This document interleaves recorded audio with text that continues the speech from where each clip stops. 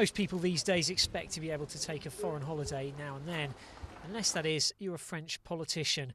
President Nicolas Sarkozy has told his ministers only to holiday in France from now on, after a series of embarrassing revelations about jaunts to Egypt and Tunisia at exactly the time they were teetering on revolution. The latest outcry came when Prime Minister François Fillon admitted he'd had a family holiday on the Nile paid for by Egyptian President Hosni Mubarak shortly before the country was swept by a popular uprising. He denies he's done anything wrong. I replied to a long-standing and repeated invitation from the Egyptian government, and I did so just like many other heads of government, with my family, as you say, and like many other presidents, and I do not need to expand on the subject.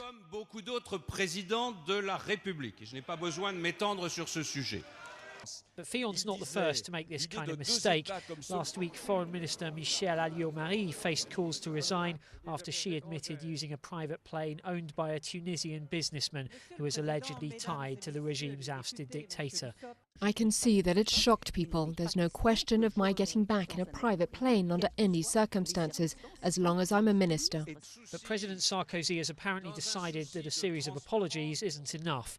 From now on, holidaying at home should be the preference, and invitations abroad will have to be authorised by the president.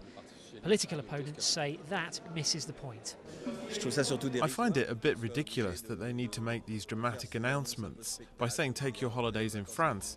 It's not a question of being in France or not, it's a question of not taking billionaires' planes and not spending your vacation in a country when there are things going on that you should know about and should show solidarity for.